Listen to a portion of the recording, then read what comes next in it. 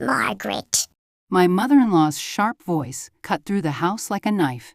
Where's my dinner? Even a dog gets fed on time. I was in the kitchen, clutching my wrist. A torn ligament. The doctor said I needed surgery immediately, but I'd been putting it off for 2 months because of my mother-in-law's hospital appointments. Maggie, Mom's hungry. Why aren't you moving? My husband said this from the couch, eyes glued to the TV. He didn't even turn his head. I pushed myself up from the counter, using my knees for support. That's when I saw a message flash on my husband's phone screen. Can't wait to see you tonight, babe. Love you, Heather. My heart stopped. Richard, what is this? He jumped up and snatched the phone away. Why are you looking at my phone? Who's Heather? What does she mean, love you? His hand flew across my face. My cheek burned like fire. I fell to the floor, lips split and bleeding. My mother-in-law came out of her room. She looked down at me crumpled on the cold tiles and smirked. Pathetic. We fed and housed you for 40 years, and this is the thanks we get. Richard grabbed his jacket and headed for the door. I'm not coming home tonight. Don't wait up. The door slammed shut. I lay there on the cold floor, staring at the blood on my hands. 40 years. I'd lived like this for 40 years. Like a dog. No, worse than a dog. That night, I made a decision. Enough. I'd endured for 40 years. Now it was my turn. This is the story of a woman who lived like a servant for 40 years and finally reclaimed her life. Won the prison of being a daughter-in-law. My name is Margaret Chen. I'm 62 years old. 40 years ago, I was a bright-eyed bride of 22. On my wedding day, I thought I was the happiest woman in the world. My husband Richard Morrison was handsome, had a stable job as a county clerk, and, most importantly, he said he loved me. His mother, Dorothy Morrison, held my hands at the reception and told me she was glad to welcome me to the family and asked me to take good care of her son. Her warm grip moved me to tears. Having lost my own mother young, I believed Dorothy would become like a second mother to me. That belief shattered in exactly 3 days. The morning after we returned from our honeymoon, I went to greet my mother-in-law. She looked me up and down and demanded to know when breakfast would be ready. She said a proper wife shouldn't sleep later than her mother-in-law. It was 6 a.m. I had woken at 5:30 but spent 30 minutes washing up and getting dressed. Dorothy couldn't tolerate even that half hour. From that day on, my days began at 5 a.m. Wake before Dorothy, prepare breakfast, manage her medication schedule, clean her room, do her laundry, attend to her every need. That was my life as a 22-year-old newlywed. Maybe you think I'm being dramatic. Everyone deals with difficult in-laws to some degree, right? I thought so too, at first. But my situation was different. Dorothy didn't see me as a person. I was just hired help with the title of daughter-in-law. An unpaid housekeeper, a 24-hour caregiver on call. A cook who never got a day off. That was my entire identity. In my first year of marriage, I lost 18 pounds. Not because I couldn't afford food. Because I never had time to eat. After preparing Dorothy's meals, then Richard's meals, washing dishes, starting the next meal, there was simply no time for me to sit and eat. I'd stand in the kitchen corner, shoving cold leftovers into my mouth between tasks. For 40 years. What about Richard? He was never on my side. Not once. Every time Dorothy criticized me, Richard took her side. He would tell me that his mother must have a reason, that I must have done something wrong. That I should listen to her, that after everything she'd sacrificed. How could I upset her? Each word was a knife in my heart. When I tried to speak up, Richard would explode. He would accuse me of trying to upset his mother, and demand to know how a wife could talk back to her mother. I learned to stay silent. Speaking up was useless anyway. 40 years. For 40 years, I woke at 5 a.m. For 40 years, I endured Dorothy's criticism. For 40 years, I suffered Richard's indifference.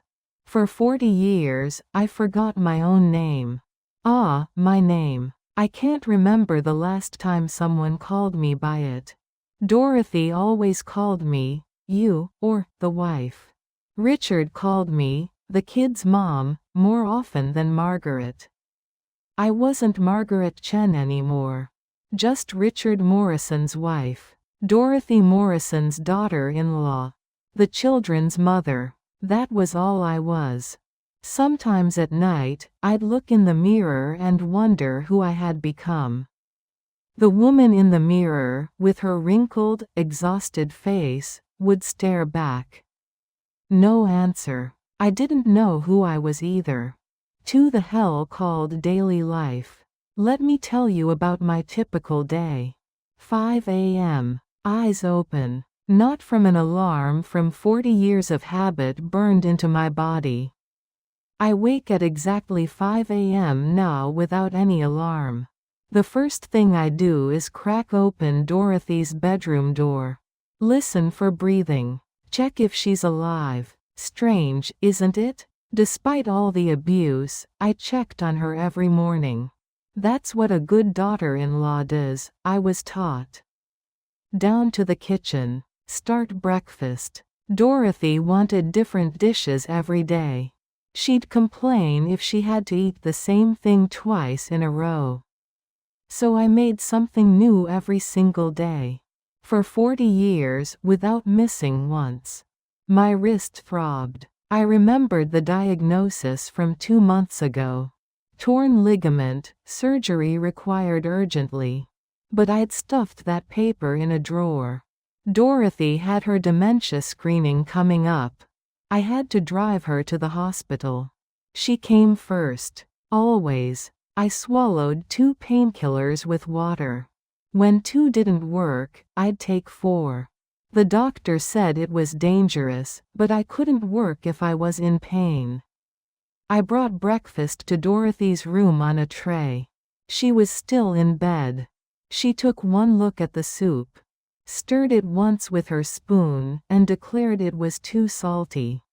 I bowed my head and apologized automatically. After 40 years, those words just flowed out on there. Own that I was sorry, that I would do better next time, that it was my fault. Dorothy pushed the bowl away and complained that after 40 years, I still couldn't cook properly. She wondered aloud if my taste buds were broken or if I was doing it on purpose.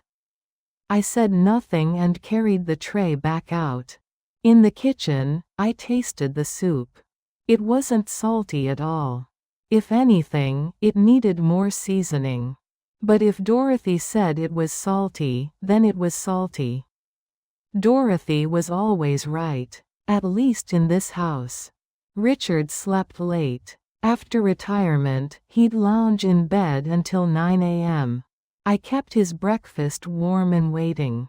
When he finally sat at the table, I'd bring him fresh coffee. He'd read his newspaper while eating. Never once looked at me. Never once said thank you. That night, after finishing the dishes, I crouched in the corner of the kitchen. My wrist hurt so badly tears came. But it wasn't just the wrist. 40 years of sorrow had finally spilled out as tears. Still, I got up. I had to wake at 5 a.m. again tomorrow. 3 my birthday. It was my 62nd birthday. My daughter Emily came by with a cake. When the door opened and I saw her bright face, I felt a moment of happiness. She wished me a happy birthday and suggested we go out to dinner together. Her voice was such a welcome sound. But that happiness didn't last. Dorothy shuffled into the living room with her cane. She looked at the cake Emily was holding and frowned.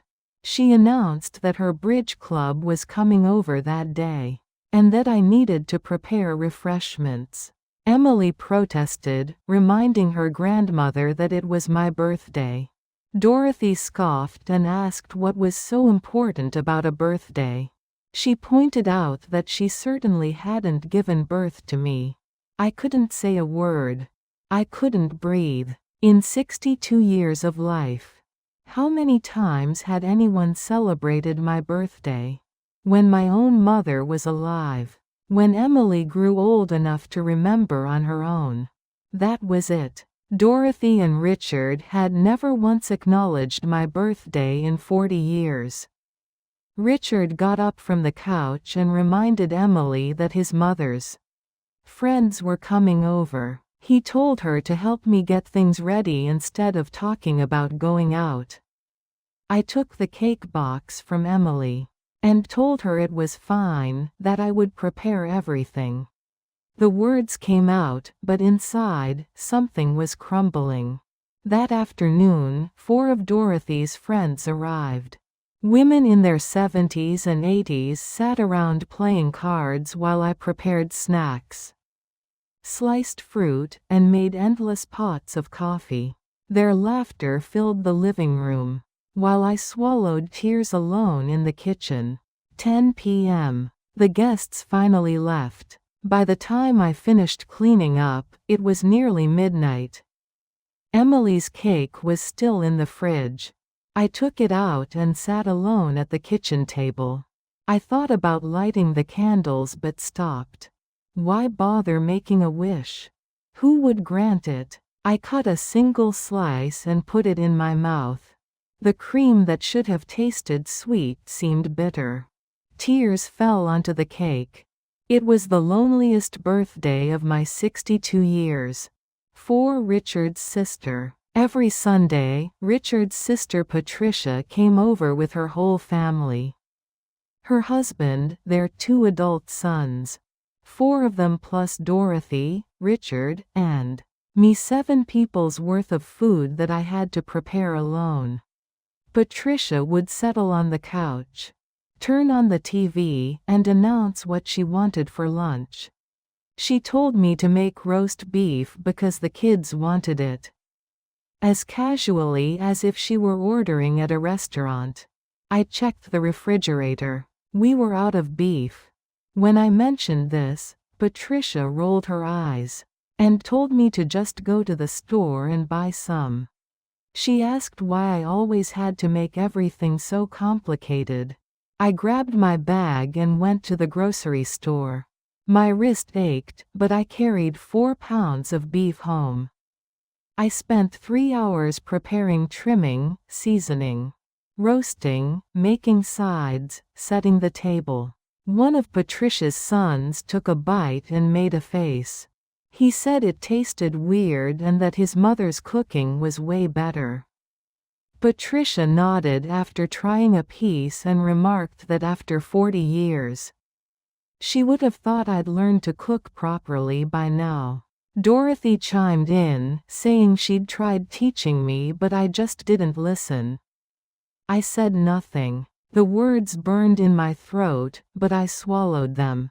The nephew who spat out food I'd spent 3 hours making with my injured wrist.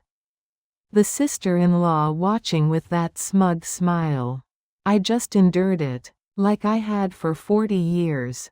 I was doing dishes when Patricia came into the kitchen. She said she had something to ask me. Her mother-in-law was visiting next week, and she wanted to host lunch here, at our house. She wanted me to cook everything. I stared at her blankly. Why should I be cooking for her mother-in-law? Patricia's eyes narrowed. She asked why I was looking at her like that. and said that we were family, after all. She pointed out that she visited her mother every week, so the least I could do was help out once in a while. I nodded and said I understood. 40 years of automatic responses. After Patricia left, I stood at the sink for a long time. She came every week to eat free meals and called it helping out. What had I received in 40 years? She'd never once cooked me a meal. 5. Public humiliation. I took Dorothy to the hospital for her dementia screening. In the waiting room, we ran into some of her friends. Dorothy greeted them warmly, more warmly than she'd ever greeted me. I stood behind her and nodded politely. One of the ladies looked me over and remarked that I was so good to bring Dorothy to her appointments. She called me a devoted daughter-in-law. Dorothy's expression changed instantly. She snorted and dismissed the compliment, saying I couldn't do anything right. She loudly proclaimed that my cooking was terrible, that the house was always a mess, and that her poor Richard had to put up with so much because of me. My face burned. There were dozens of people sitting around us. They were all staring. Dorothy's friend tried to be diplomatic, suggesting that I did seem to work hard. Dorothy waved dismissively and said that what I did wasn't hard work, that I was lucky they'd taken me in. Then, even louder, she announced that everyone should have seen where I came from. A dirt poor family, she said. They had made me somebody. I clenched my fists, head bowed. Tears welled up, but I held them back. I couldn't cry in front of all these people. But that humiliation would stay with me forever. Even inside the doctor's office, Dorothy kept going. She told the doctor that her appetite was poor because her daughter-in-law's cooking was so bad. That was probably why her health was declining, she said. The doctor looked uncomfortable. On the way home, Dorothy complained again. She said how embarrassing that had been and blamed me, saying that if I'd just done my job properly, she wouldn't have had to say those things in front of her friends. I said nothing. I was the one who'd been humiliated. But she was the one who was angry about embarrassment. What kind of logic was that? But after 40 years, I was conditioned to accept that logic. 6. The holiday nightmare. Thanksgiving was approaching. For 40 years, holidays weren't celebrations for me, they were nightmares. Preparation started a week before. Turkey to brine, pies to bake, stuffing to make, vegetables to prep, table to set. All by myself. Patricia would show up on the day itself, stay for a few hours, and leave. She never lifted a finger in the kitchen, just critiqued everything. Too dry, too bland, not as good as last year. That year's Thanksgiving was no different. I woke at 4 a.m. to start the turkey. My wrist hurt so badly I couldn't grip the baster properly. I took 4 painkillers. By 8 a.m., Patricia's family arrived. She parked herself in the living room with a glass of wine and asked me to bring her some appetizers. I served dinner: turkey, gravy, 3 kinds of sides, fresh rolls, cranberry sauce, 2 pies. I'd been cooking since dawn. Everyone started eating, and I waited for just one word of appreciation. Instead, Dorothy put down her fork and announced that the turkey was dry. She demanded to know what I had done wrong this year. Richard nodded in agreement and said it was definitely dry. That I had probably overcooked it. I'd been up since 4 a.m. Cooked for 8 hours, with my injured wrist, and all I got was criticism about the turkey being dry. After dinner, as I was washing dishes, Patricia came into the kitchen. She told me her son was getting married, and that she needed us to contribute to the wedding expenses. Richard was the oldest son, after all, she said. It was only right for him to help. I was stunned. Why should we pay for her son's wedding? Patricia's eyes widened. She reminded me of everything her mother had supposedly done for me when I married Richard and asked if I had no sense of gratitude. Dorothy had given me nothing when I married Richard. In fact, she'd complained about every single item in my modest trousseau. But apparently I owed her. I kept my mouth shut and said I would talk to Richard about it. That night, I told Richard about Patricia's request. His response was immediate agreement. He said we should help, that it was his nephew after all. And asked how much she needed. I was speechless. When our daughter Emily got married, Patricia's wedding gift was a $200 check. And now we were supposed to pay thousands? That night, I cried alone again. 7. My father's funeral. My father passed away. When the phone rang at dawn with my brother's voice on the other end, I couldn't breathe. Dad had been sick, but I never expected him to go so suddenly. I rushed to pack. I had to get to my hometown to help with the funeral. That's when Dorothy came out of her room and demanded to know where I thought I was going. I explained that my father had died and that I needed to go to the funeral. Dorothy frowned and asked how long I would be gone. I said at least 3 days: the viewing, the service, the burial. Dorothy exploded. She demanded to know who was going to take care of her for 3 days. And told me to just go for 1 day. I stared at her in disbelief. My father had just died, and she wanted me to come back after 1 day? Richard appeared and asked what was going on. I told him my father had died and that I needed to go to the funeral. Richard's response was to agree that I should go, but then immediately ask about his mother's meals. Tears burst from my eyes. My father had just died, and my husband's first concern was his mother's meals. In the end, I spent the morning cooking and filling the refrigerator with containers of prepared food. My father died at dawn, and I spent the morning making sure my mother-in-law wouldn't miss a meal. I didn't arrive at my hometown until 3 p.m. My brother saw me and broke down. He asked why it had taken me so long, and told me that Dad had kept asking for me. I couldn't speak. The guilt of not being there at the end crushed me. The second day of the viewing, Richard called. He said Dorothy was complaining that the food wasn't as good, and that I needed to come home. I was standing in front of my father's photograph when I took that call. I told him I couldn't leave because the funeral was tomorrow. Richard was annoyed and reminded me that his mother needed me, and that she was struggling. I hung up and collapsed in front of my father's portrait, sobbing. I apologized to my father for being such a useless daughter, that I couldn't even be there at the end. I stayed for the burial, watched my father's coffin lowered into the ground.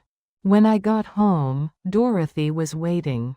The first thing she said was how hard the last 3 days had been for her, and how she'd barely been able to eat. Richard added that his mother had really had a difficult time. I bowed my head and apologized. My grief had to be buried. Next to my mother-in-law's inconvenience, my sorrow was nothing. That night, I cried alone again. Sorry to my father. Sorry to myself. 8. Their secret. That night, I accidentally overheard their conversation. I was bringing a glass of water to Dorothy's room, walking down the hallway. Her door was slightly ajar, and I could hear Dorothy and Richard talking inside. Richard was saying that he would take good care of Heather. Dorothy agreed, saying that Heather seemed to really love him. I froze in the hallway. Heather. That name. The same name I'd seen on Richard's phone. Richard sounded worried and asked what would happen if I found out. Dorothy's response came clearly through the door. She said I wouldn't figure it out. That after 40 years of treating me like a dog, I still hadn't caught on. The glass slipped from my hands. Shattered on the floor. Dorothy opened the door and looked down at me, asking if I had been eavesdropping. Richard came out and slapped me across the face.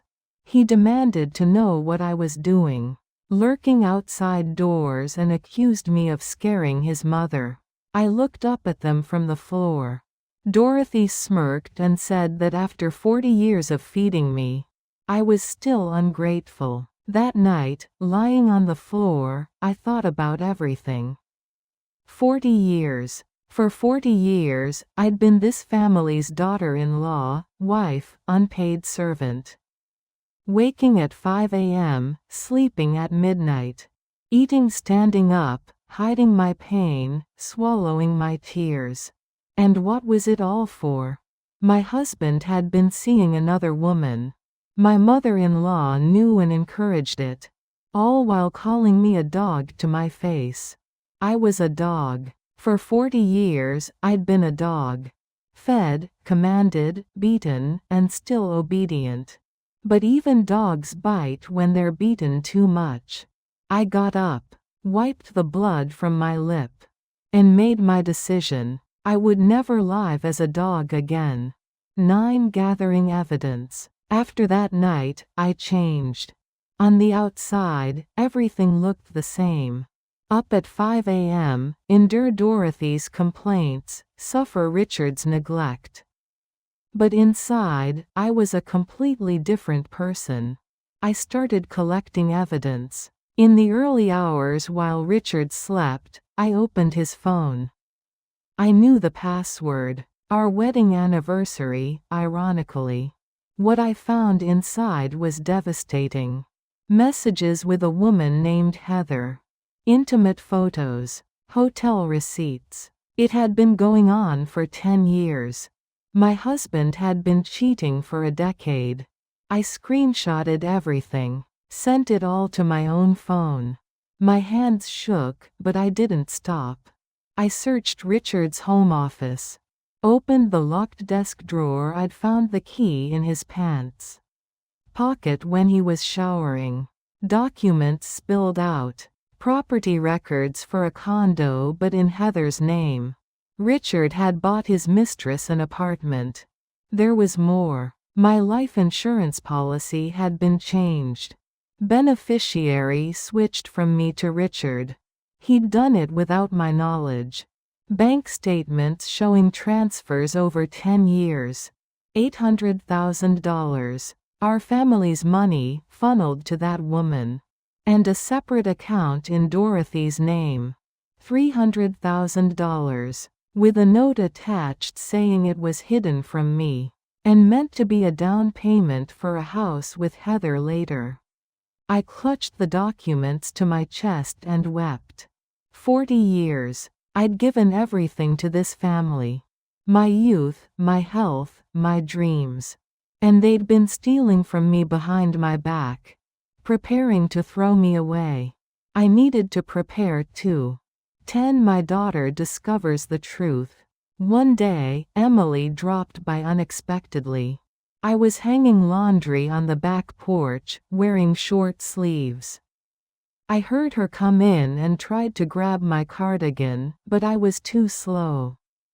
Emily caught my arm. My forearms were covered in dark bruises.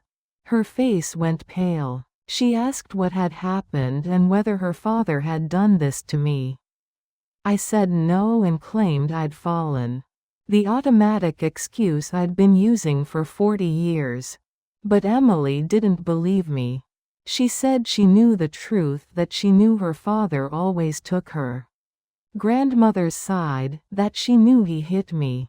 She demanded to know why I put up with it and why I never told anyone. For the first time, I cried in front of my daughter. 40 years of suppressed tears burst out. I told her I didn't know what to do, that I didn't even know when things had gone so wrong.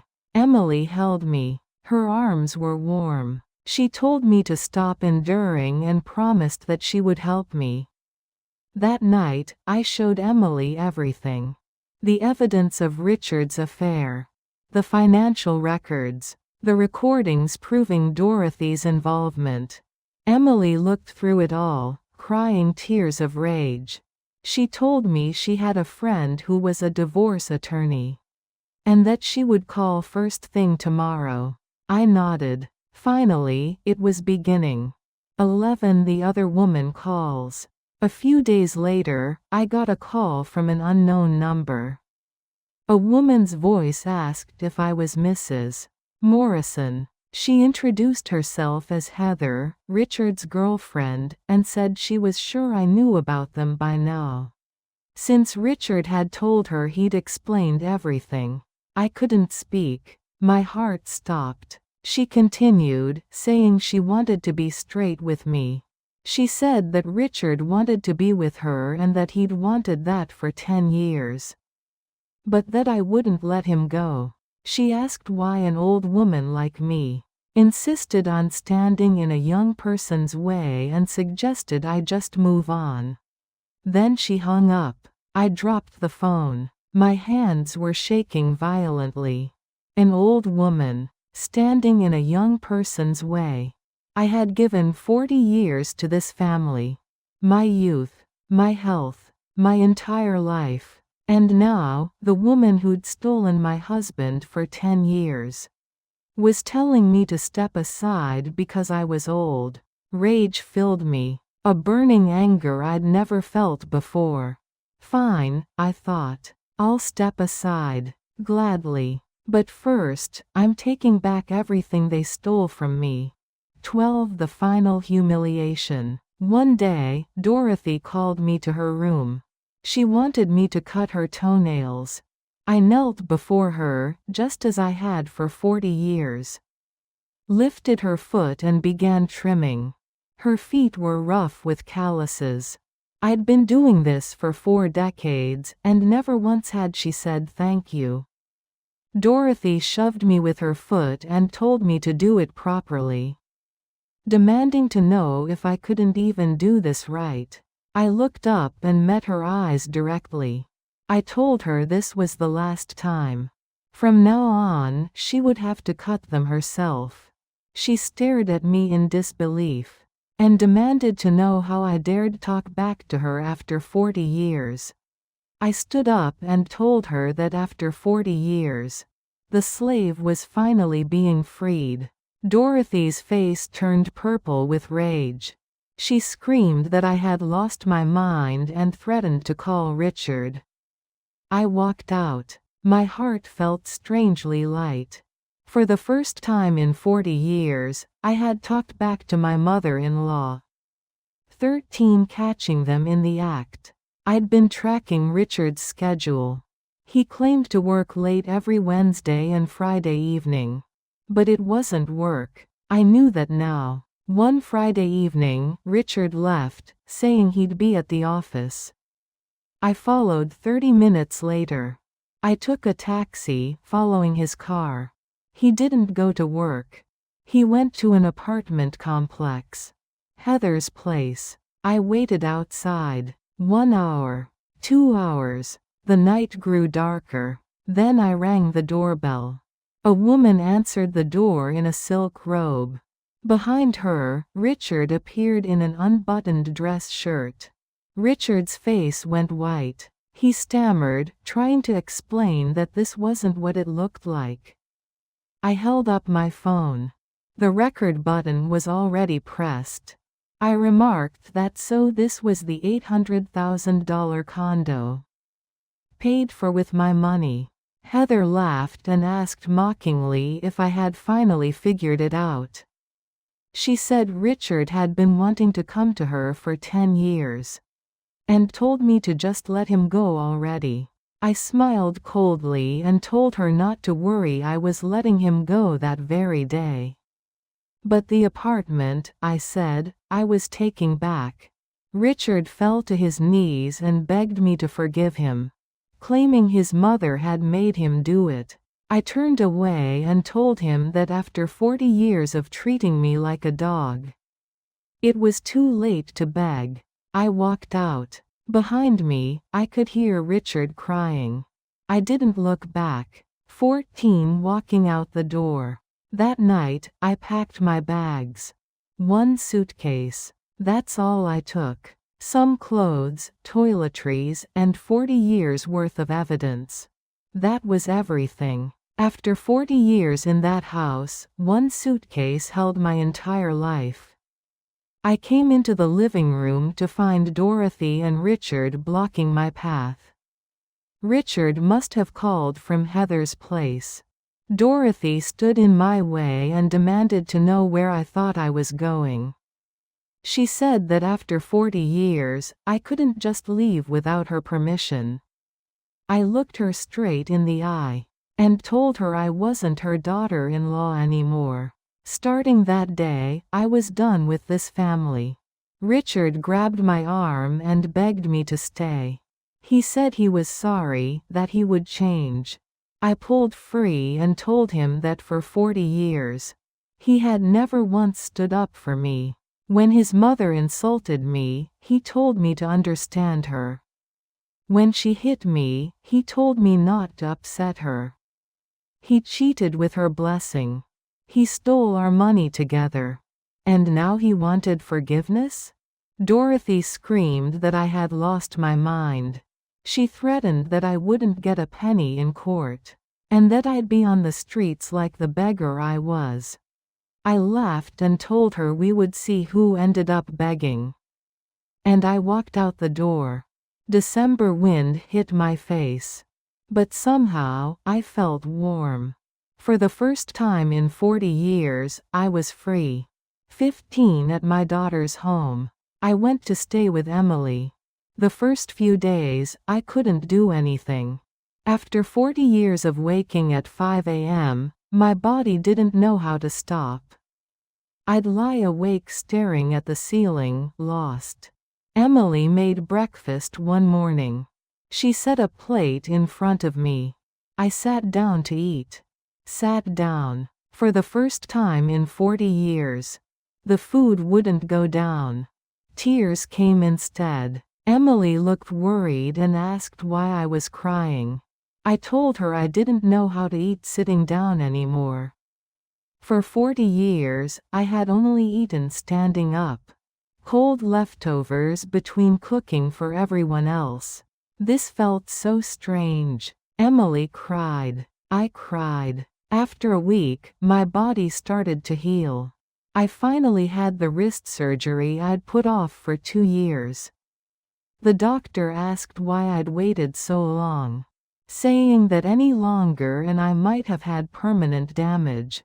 I laughed and told him I had always had something more important than myself to take care of. Now I finally mattered. Emily taught me yoga. At first my body was too stiff to do anything. But slowly, I loosened up. Not just my body, my mind too. I started reading. For 40 years, there'd been no time for books. By the time I finished with Dorothy's demands and Richard's needs and the housework, it was midnight. But now I had time. My own time. After a month, I was a different person. I looked in the mirror. The wrinkles were still there, but something had changed in my eyes. The dead look was gone. I was alive again. Margaret Chen. I said my name out loud. For the first time in 62 years, it felt like it belonged to me. 16 Their downfall. After I left, I heard what happened in that house. For the first few days, Dorothy demanded that Richard cook for her. Richard couldn't make anything except instant ramen. Dorothy threw the bowl at him and screamed that this wasn't food. They called Patricia for help and asked her to come cook. Patricia's response was that she was too busy. Taking care of their mother was the daughter-in-law's job, she said. The same Patricia who'd shown up every Sunday for 40 years to eat free meals. Richard went to Heather and suggested they live together. While the divorce played out, Heather's response was devastating for him. She said she didn't want a man with no money. If he lost everything in court, what good was he? She'd wasted 10 years on an old man, she said. And just like that, Richard was thrown out by the woman he'd spent $800,000 on. When I heard this, I laughed. A bitter laugh. He'd treated me like a dog for 40 years while showering her with gifts. And she dumped him the moment the money dried up. I wondered how Richard felt. I had a good idea. It was the same way I'd felt for 40 years. Used and discarded. Treated like a tool, not a person. But I didn't feel sorry for him. He'd earned this. 17 Justice. The day of the trial finally came. I walked into that courtroom, my head held high. Across the aisle, Richard sat slumped over, defeated. Nothing like the arrogant man he used to be. My attorney presented the evidence. Photos and videos of the affair. Bank records showing $800,000 transferred to his mistress. Recordings proving Dorothy's involvement. Documentation of the abuse. Everything laid bare. Richard's attorney tried to argue, but there was nothing to argue. 10 years of adultery. $800,000 embezzled. Decades of domestic violence. The evidence was overwhelming. The judge announced the verdict. Richard Morrison was ordered to pay $300,000 in alimony, $700,000 in asset division, and $50,000 in damages for domestic violence. The property transferred to Heather was ruled fraudulent and was to be returned. $1,050,000. The price of 40 years. I listened to the verdict with tears streaming down my face. Not tears of joy. Tears for the 40 years I'd lost. Can you put a dollar amount on youth? On health?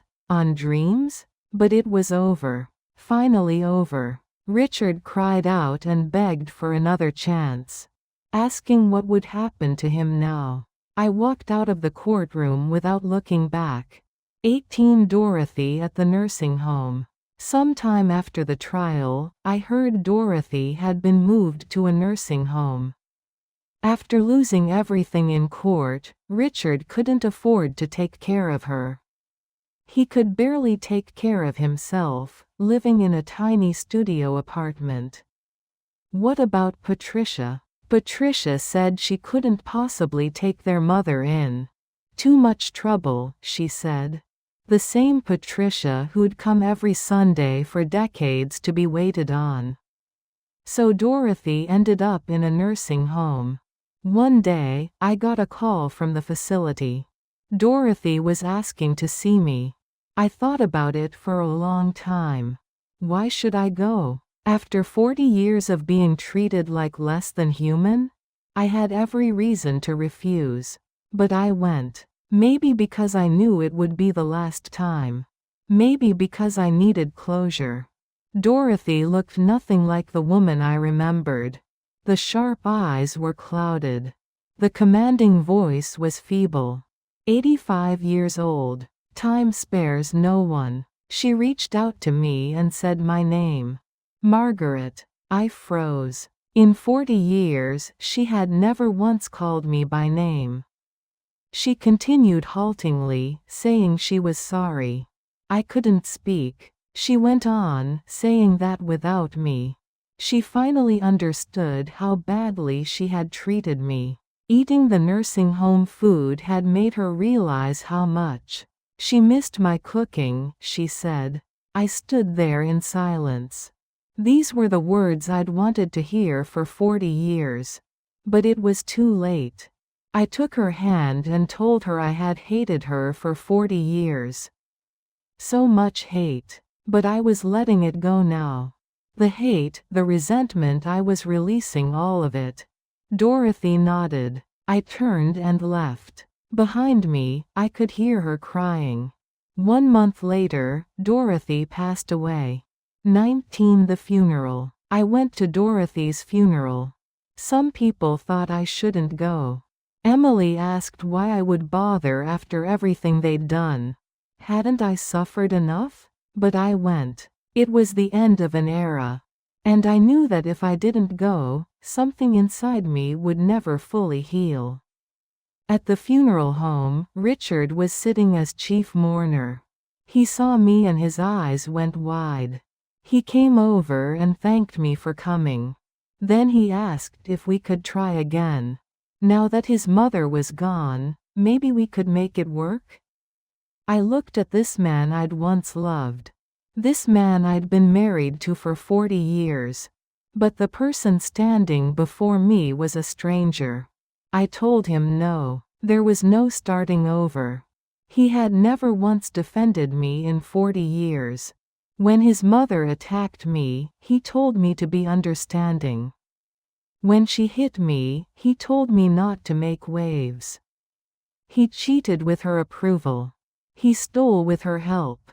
And now that she was dead, he wanted to try again? That wasn't a fresh start, I told him. That was convenience. Richard's eyes filled with tears. He said he was wrong about everything and that he was so sorry. I shook my head and told him I knew he was wrong. But it didn't matter anymore. I was going to live my own life now. I turned away. I paused before Dorothy's memorial portrait. Lit incense. Bowed once. In my heart, I told her to rest now. I said I was finally at peace too. Then I walked out of the funeral home. 20 Margaret's afternoon. 6 months passed. I opened a small cafe. Paid for with some of the settlement money. I called it Margaret's Afternoon. A space with my own name on it. For 40 years, I'd been the wife, the daughter-in-law, mom. Finally, I had a place that was mine. The cafe was small but cozy. Sunny windows, comfortable chairs. Every morning, I sat by the window with a cup of coffee. Something I'd never been able to do for 40 years. Sitting in the morning with coffee. Such a simple thing, but it felt like a miracle. One day, the cafe door opened. A disheveled man walked in. Richard. He looked nothing like his former self. The sharp suits were gone, replaced by a wrinkled jacket. His confident posture had crumbled. He asked me to take him back. He said he wanted to start over. His mother was gone, he said. Heather was gone. I was all he had left. I poured him a cup of coffee and slid it across the counter. I told him he was a customer. He could have this coffee. But he couldn't stay. That table was for other guests. Richard left in tears. That evening, Emily came by. She said the cafe looked beautiful and that she was so happy to see me happy. She asked if I had any regrets about the divorce, about everything. I looked out at the sunset through my window. I told her I had one regret. I wished I hadn't waited 40 years. If I'd left sooner, I could have lived my own life longer. Emily smiled and said that at least I knew now. That's what mattered. I smiled back. Margaret Chen. It's a beautiful name. I finally got to use it after 62 years. Epilogue. A new morning. These days, I wake up at 7 a.m. It took time to break 40 years of waking at 5 a.m. At first, my eyes would snap open at dawn. And I wouldn't know what to do with myself. But now I sleep until 7. Until my body naturally wants to wake. In the morning, I open my curtains. Sunlight pours into my room. For 40 years, at that hour, I'd been checking if Dorothy was still breathing. Now I open my own windows. I eat breakfast. Sitting down. Warm food, fresh eggs, toast with jam. Simple, but I eat it slowly, at a table. After 40 years of standing in kitchen. Corners with cold scraps, sitting down with a warm meal is the most delicious thing in the world. I go to my cafe. See my name on the sign. Margaret's afternoon. It still makes my heart swell. Customers come by. Many of them are women like me, survivors of difficult marriages, of being taken for granted. They tell me they heard my story and that it gave them courage. I tell them it's never too late. You can always start again. I started at 62. At night, when I come home, I look in the mirror. The wrinkles are there, but my eyes are alive. The dead look I carried for 40 years is gone. I say my name out loud. Margaret Chen. Beautiful name. I finally got it back after 62 years. Sometimes I think about what I'd tell my younger self. Don't endure so much. Live your own life. You're not just someone's wife or daughter-in-law, you're you. But I can't change the past. All I can do is live well from now on. And I am living well. Finally, I'm living as myself.